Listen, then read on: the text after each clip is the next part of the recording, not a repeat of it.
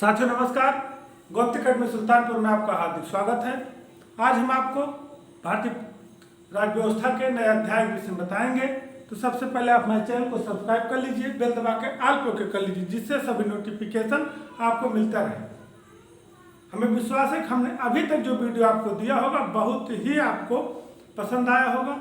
आप कमेंट में जरूर बताइए, उसको शेयर भी करते रहिए, हमारी वीडियो को लाइक भी करते रहिए, क्योंकि आपके इन सब गतिविधि से हमको समझ में आता है कि आप हमारे वीडियो को देख रहे हैं, पसंद कर रहे हैं। और कमेंट का जवाब हम जरूर देंगे। आप कमेंट करिए, अगर कोई कमी होगी जरूर सुधार किया जाएगा।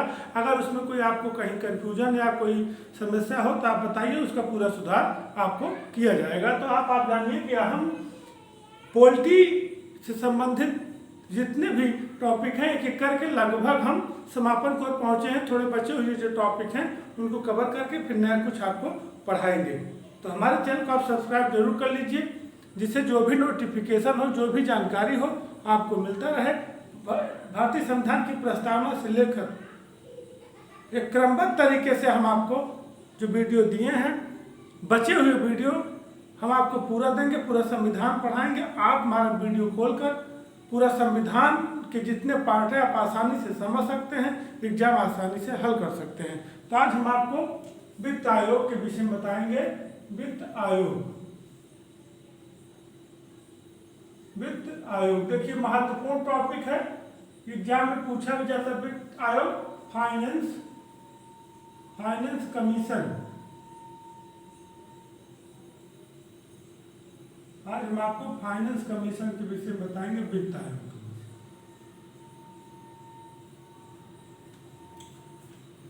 देखिए यहां से एक प्रश्न जरूर बनता है आपका, कोई भी एग्जाम हो, यहां से एक प्रश्न का काम आपको जरूर एक प्रश्न आता है, चाहे जिस चीज का एग्जाम हो। जीएस में तो एकदम अनिवार्य है कि वित्त आयोग से संबंधित प्रश्न पूछे जाते हैं, और उसमें किस तरह के प्रश्न पूछे जाते हैं पूरा कॉन्सेप्ट बताएंगे, और कहाँ आप गलती करते हैं इसको बताएंगे, उसको आप पकड़ लेंगे, आपको कोई दिक्कत नहीं होगी।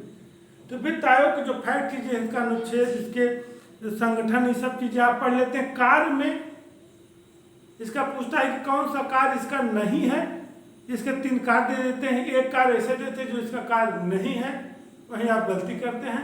हम आपको बस समझा देंगे कि यही फार्मूले पर आप काम करेंगे, आपको कोई दिक्कत नहीं होगी। तो भारतीय संविधान के सबसे पहले आप समझ लीजिए कि अनुच्छेद, मोटा मोटा आप जान लीजिए किस अनुच्छेद में वित्त आयोग का वर्णन है। अनुच्छेद 280, इसको कंटेक्स्ट कर लीजिए।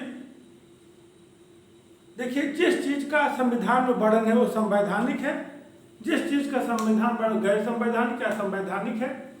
तो जब कभी कभी पूछता है कि कौन सा संवैधानिक आयोग है, कौन सा संवैधानिक नहीं है, तो इस तरह प्रश्न बनते हैं। उसमें आप ध्यान दीजिएगा कौन सा संवैधानिक से वित्त आयोग हमारा संवैधानिक है, नियंत्रक, महालेखा परीक्षक, न्यायवादी, महान्यायवादी, सब जैसे आपका जैसे एनडीसी हुआ, योजना आयोग हुआ, जिसको नीति आयोग कहते हैं, सब संवैधानिक। इसकी चर्चा बाद में करेंगे।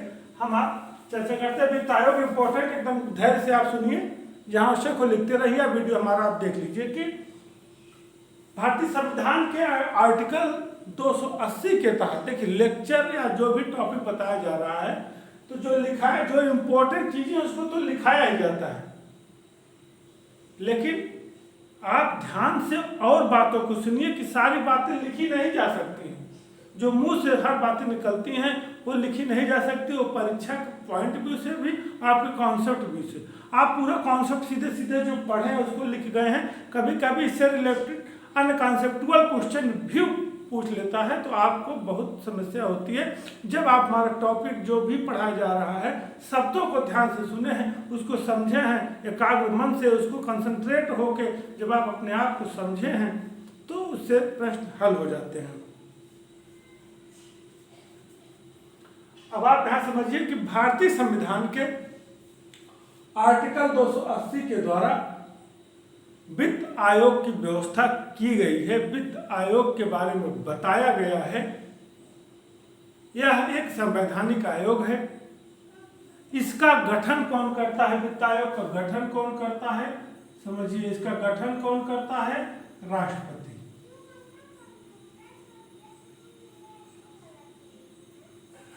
इसका गठन कौन करता है? राष्ट्रपति। देखिए हमने लिखा है गठन राष्ट्रपति। अब एग्जाम में पूछा कि गठन कब हुआ? 280। और गठन किस अनुच्छेद से है? 280 से। कौन गठन करता? राष्ट्रपति। लेकिन देखिए हमारे मुंह से कई शब्द निकले जो आपकी एग्जाम इंपॉर्टेंट है। क्या संविधान में वर्णित है? संवैधानिक आयोग है।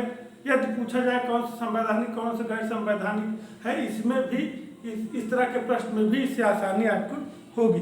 तो यह राष्ट्रपति इसका गठन करता है। कितने गठन करता है राष्ट्रपति? और कितने समय में? 5 वर्ष के लिए। 5 वर्ष के लिए गठन करता है। इसका कार्यकाल कितना होता है? 5 वर्ष के लिए।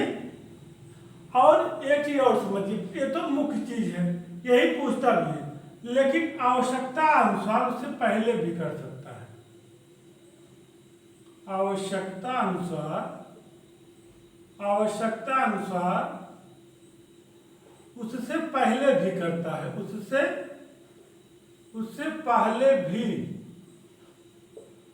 पहले भी कर सकता है। इसका मतलब है कि यदि पूछा जाए कि राष्ट्रपति वित्त आयोग का गठन कितने समय के लिए करते हैं? 5 वर्ष के लिए बस।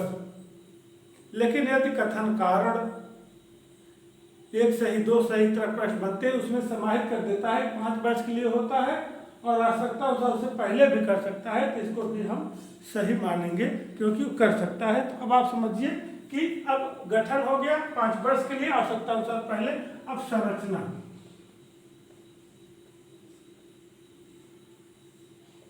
वित्त आयोग में एक अध्यक्ष प्लस 4 सदस्य, 4 सदस्य होते हैं। देखिए मेन चीजें लिखी जा रही, बाकी आपको टॉपिक से समझना होगा कि एक अध्यक्ष होते हैं, 4 सदस्य होते हैं। इनकी नियुक्ति कौन करता है?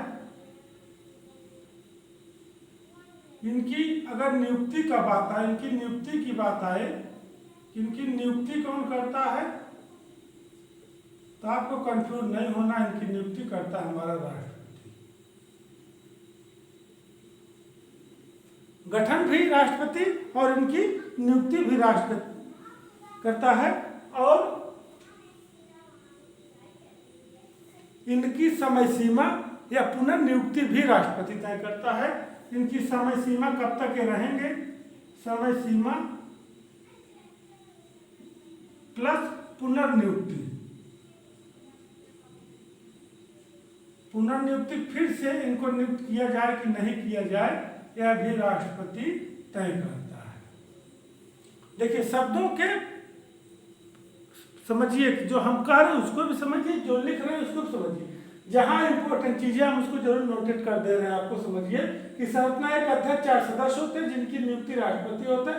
अध्यक्ष सदस्यों की समय सीमा कि कितने समय के लिए रहेंगे, किनको बीच में भी हटाना है, किनको कार्यकाल पूरा करने के लिए है, या कार्य ठीक नहीं तो इनको राष्ट्रपति हटा सकता है। और पुनर्नियुक्ति करना हो, जैसे कार्य अच्छा रहा 5 वर्ष बाद फिर राष्ट्रपति इनको नियुक्त कर सकता है। अब इनकी जो योग्यता है, जो और सब चीजें हैं, इनके इम्पोर्टेंट चीजें हैं, वो संविधान में या संसद द्वारा उसका निर्धारण किया जाता है। आप समझिए कि जो अध्यक्ष और सदस्य जो होते हैं, जो अध्यक्ष है, इसके अलावा जो 4 सदस्य होते हैं, ये कौन कौन से होते हैं? आप समझिए जो 4 सदस्य होते हैं ये कौन कौन से होंगे? किसी उच्च न्यायालय के न्यायाधीश, देखिए जो 4 सदस्य हैं 4 क्षेत्र से आते हैं, क्योंकि जिससे एक संतुलन बना रहे कि उच्च न्यायालय के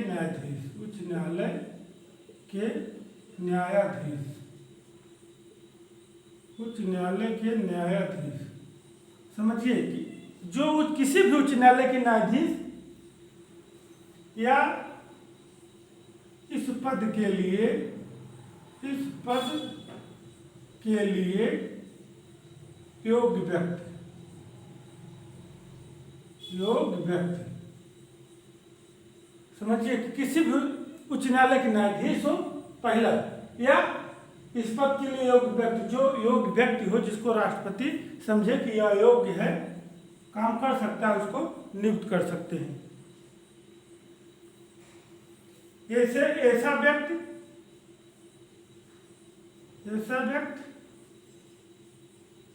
जिसको वित्त एवं लेखा का ज्ञान हो। किसका? जिसको वित्त एवं लेखा का ज्ञान हो। लेखा का ज्ञान हो। ऐसे व्यक्ति जिसको वित्त एवं लेखा का ज्ञान हो, उसको भी राष्ट्रपति नियुक्त कर सकता है। ऐसा व्यक्ति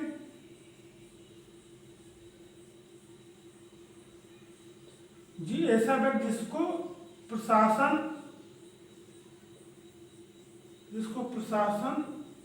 एवं वित्तीय मामलों का अनुभव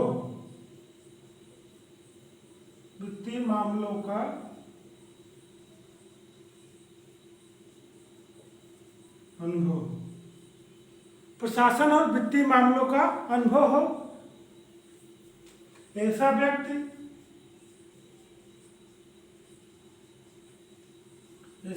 जो अर्थशास्त्र का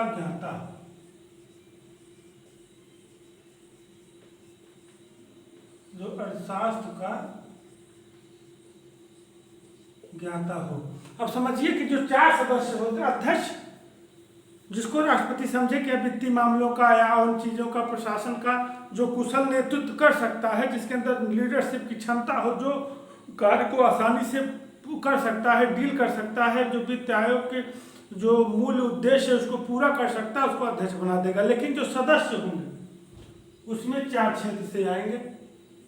किसी उच्च न्यायालय के न्यायाधीश हो, या इस पद के लिए कोई योग्य व्यक्ति हो उसको, जिससे वित्त एवं लेखा का ज्ञान हो उसको, ऐसा व्यक्ति जिससे प्रशासन और वित्तीय मामलों का अनुभव हो उसको, एक सा व्यक्ति जो अर्थशास्त्र का ज्ञाता हो। अब यहाँ से प्रश्न बनता है कि वित्त लोक सेवा आयोग सदस्य की क्या योग्यता नहीं होती है।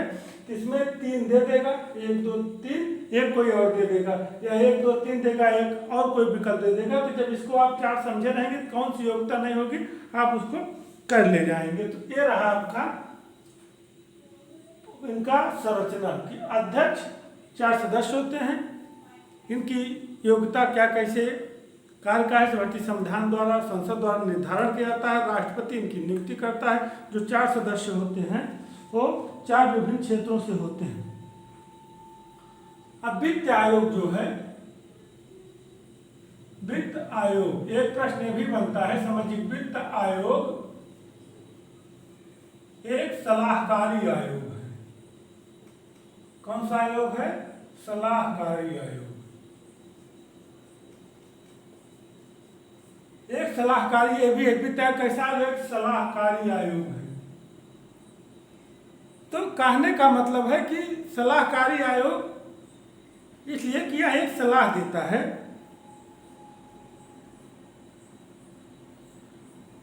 यह एक सलाह देता है। सरकारी वित्त आयोग एक सलाहकारी आयोग है क्योंकि यह सलाह देता है। लेकिन एक मानिए कि सरकार सलाह मानने के लिए बाध्य नहीं है। सरकार सलाह मानने के लिए बाध्य नहीं है।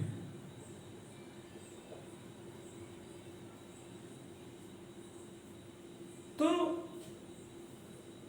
अगर प्रश्न आता है कि वित्त आयोग सलाहकारी आयोग है या प्रशासनिक आयोग है या इस तरह का आता है, तो आपको वित्त आयोग एक सलाहकारी आयोग, या कभी कभी पूछते भी होते हैं वित्त आयोग अर्ध न्यायिक आयोग है।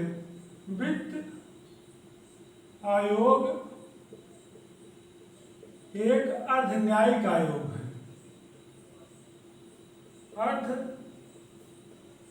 न्यायिक आयोग है। ये सब प्रश्न है, ध्यान से समझ ले रही है। अर्ध न्यायिक आयोग का क्या मतलब होता है कि जो वित्त संबंधी मामला है, जब केंद्र राज्यों का बंटवारा होता है तो उससे संबंधित जो विवाद होते हैं निपटारा सरकार करती है, और भी बात फंसता है तो पूरा न्यायिक निर्णय कोर्ट करती है, हाई कोर्ट सुप्रीम कोर्ट करती है, लेकिन वित्त आयोग भी कुछ जो समझता है कि यहाँ उचित है क्या निर्णय देना चाहिए, तो एक अर्धन्यायिक आयोग है। तो यह दो प्रश्न आप ऐसे समझिए कि यदि वित्त आयोग किस प्रकार का आयोग है, उसमें सलाहकारी आयोग रहेगा तो अर्धन्यायिक नहीं रहेगा, अर्धन्यायिक रहेगा सलाहकारी नहीं रहेगा। तो सलाहकारी और 3 विकल्प है, सलाहकारी अर्धन्यायिक है और 3 विकल्प है, तो अर्धन्यायिक लगाइएगा।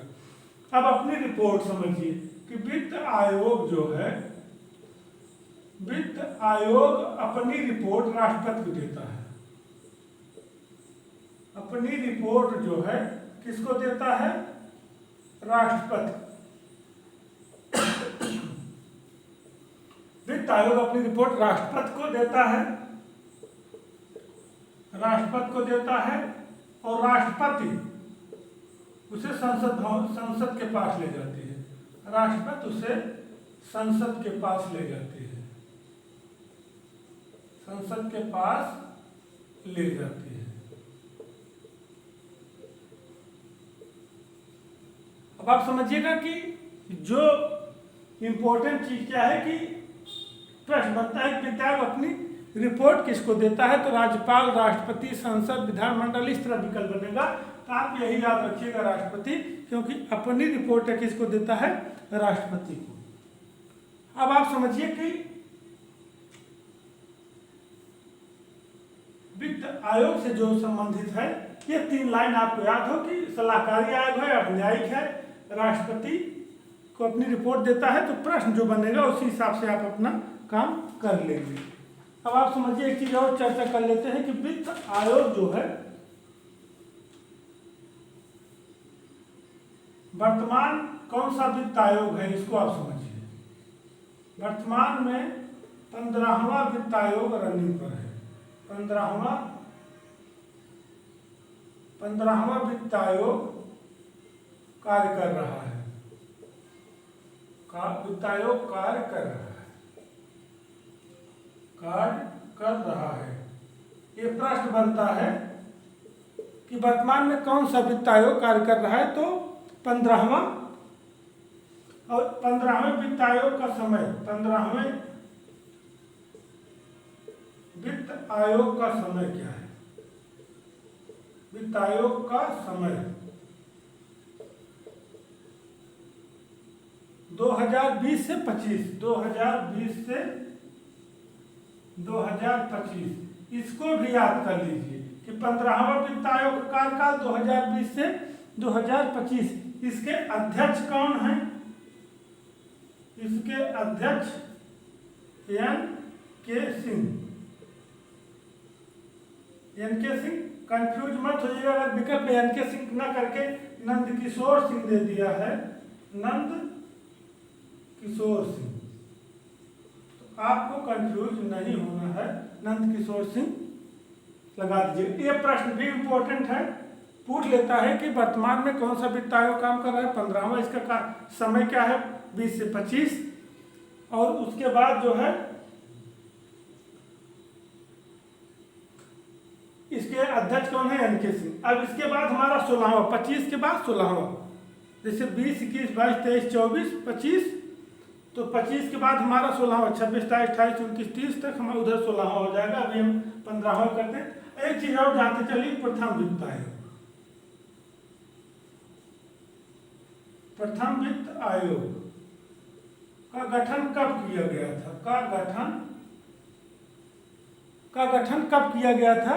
प्रथम वित्त आयोग का 1951 में। प्रथम वित्त आयोग का गठन कब किया था? 1951 में। और इसके अध्यक्ष कौन थे?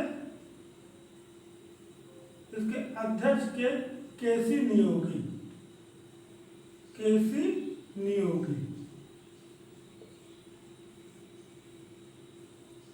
तो ये प्रथम है। प्रश्न पूछा जाता है कि वित्त आयोग के बारे में कौन से सही है। इसका प्रथम अध्यक्ष केसी नियोगी थे। इसका 15वें का कार्यकाल 20 से 25 है। उसके बाद 15वें का अध्यक्ष फला है। तो इस तरह के प्रश्न बनते हैं, आपकी मदद करेगा एग्जाम में। अब प्रथम वित्त आयोग गठन 1951 में अब प्रथम वित्त आयोग का जो कार्यकाल है, अब 52 से आप जो जोड़ेंगे, क्योंकि रिपोर्ट अपनी है 52 में प्रस्तुत की थी। इनका कार्य गठन में हुआ था, अगर पूछता है प्रथम वित्त आयोग अपनी रिपोर्ट कब प्रस्तुत की थी, तो 1952 में।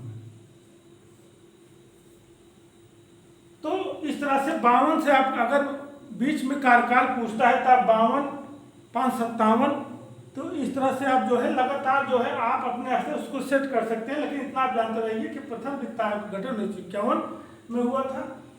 गठन पूछता है, रिपोर्ट पूछो 1952 में, इसके अध्यक्ष के सी नियोगी। वर्तमान में 15वां वित्त आयोग है, 20 से 25 तक, इसके अध्यक्ष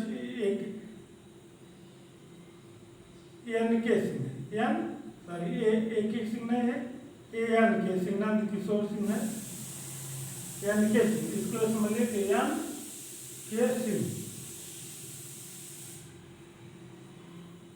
एन के सिंह इसके अध्यक्ष हैं। अब ये रहा वित्त आयोग से संबंधित मूल चीजें। अब कुछ चीज इसमें इसके कार्य बचा है, तो कार्य आप समझिए कि कार्य बहुत जरूरी है। इसको स्क्रीनशॉट लेना चाहते हैं तो ले सकते हैं, स्क्रीनशॉट बहुत जरूरी है। अब स्क्रीनशॉट अगर आप ले लिए हैं तो अब इसके कार्य पर चर्चा करते हैं।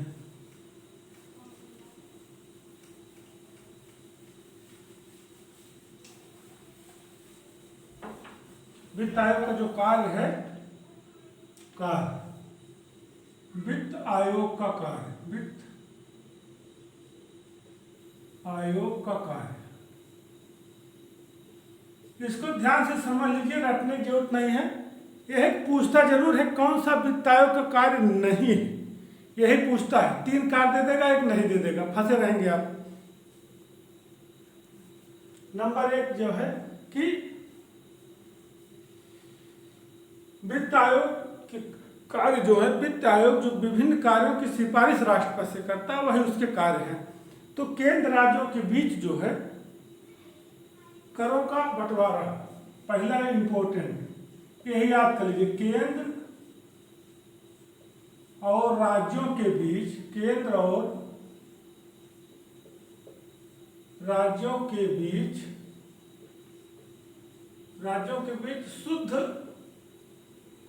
शुद्ध ना भी समझिए, केंद्र राज्यों के बीच करों का बंटवारा।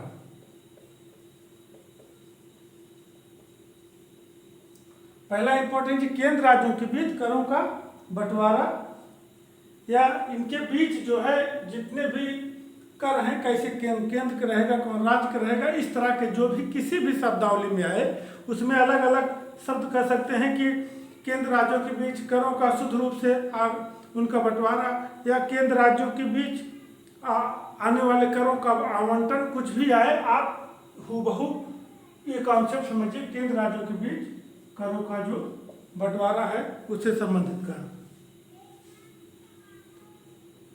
भारत की संचित निधि से, भारत की संचित निधि से इन सब काम की सिफारिश वित्त आयोग राष्ट्रपति से करता है। भारत की संचित निधि से राज्यों को राजस्व का सहायता अनुदान, राजस्व का सहायता अनुदान, मतलब भारत की संचित निधि से राज्यों को राजस्व का सहायता अनुदान, इस कार्य की भी जिम्मेदारी या सिफारिश राष्ट्रपति से वित्त आयोग ही करता है।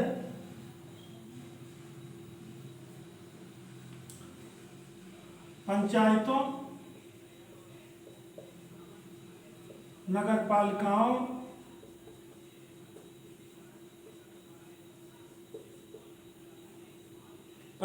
नगरपालिकाओं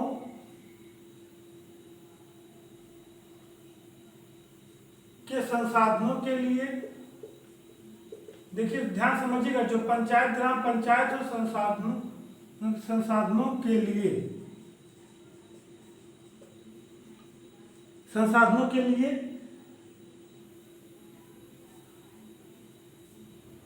पंचायतों नगरपालिकाओं के संसाधनों के लिए राज्यों से सिफारिश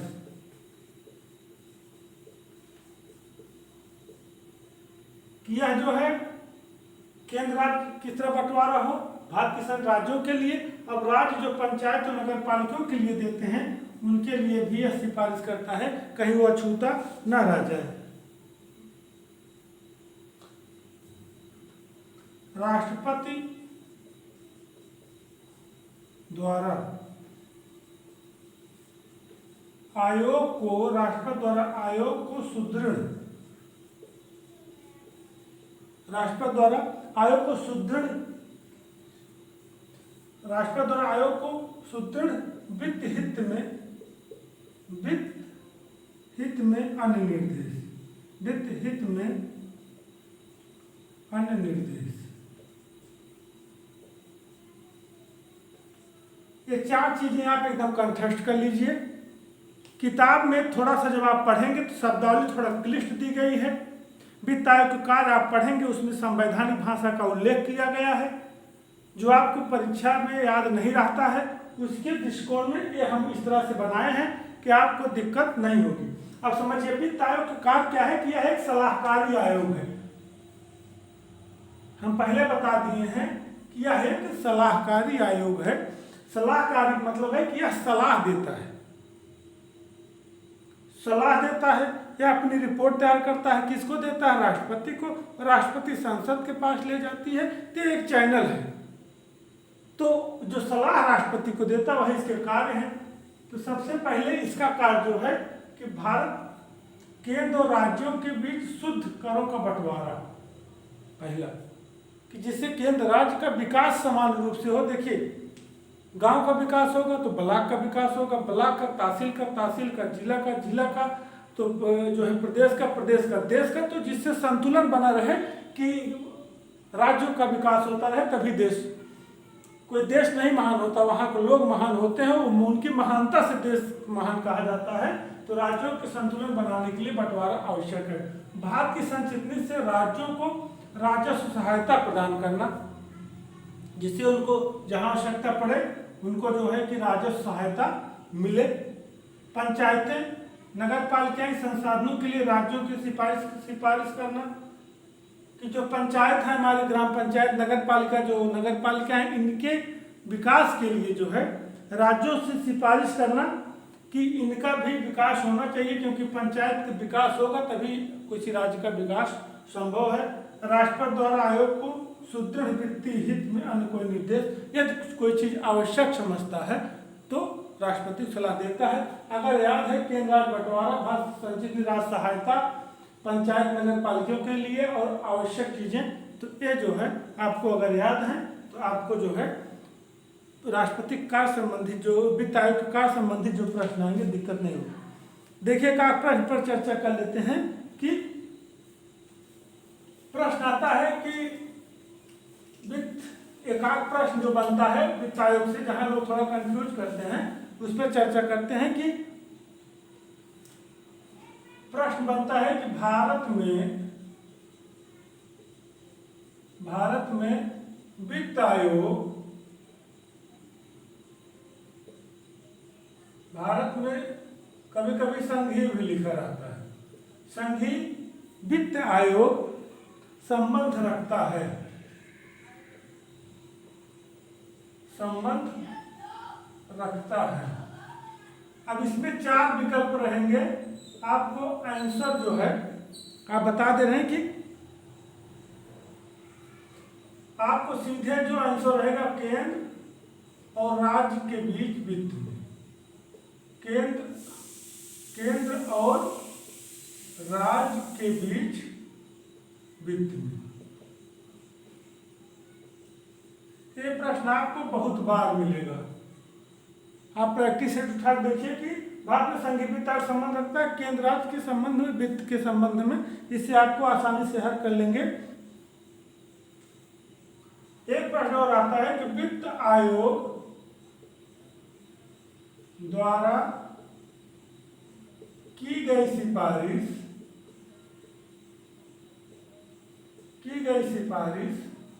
संसद के पास कौन ले जाता है, संसद के पास कौन ले जाता है।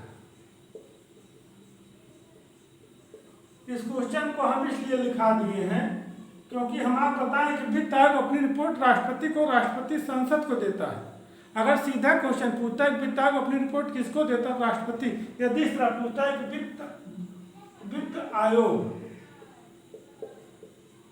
वित्त आयोग द्वारा की गई सिफारिश संसद के पास कौन ले जाता है, तो संसद के पास राष्ट्रपति ले जाता है, क्योंकि वो इसको रिपोर्ट देता है वित्त आयोग। इसी तरह के कई प्रश्न बनेंगे, जितना हम बताएं हमारे वीडियो आप समझ लीजिए, आपको वित्त आयोग संबंधित सारे प्रश्न आपके हल हो जाएंगे। तो ये रहा हमारा वित्त आयोग से संबंधित क्वेश्चन। आप हमारा जो है गोमती अकेडमी सुल्तानपुर चैनल खोल के प्लेलिस्ट उठा के संविधान का हूबहू आप देख लीजिए, आपको पॉलिटी संबंधित, भारतीय संविधान संबंधित सारे टॉपिक हल हो जाएंगे। चैनल को सब्सक्राइब कर लिए दोस्तों, कमेंट लाइक शेयर सब कुछ करते रहिए, आपका सहयोग ही हमारा उत्साह है। जय हिंद, जय भारत।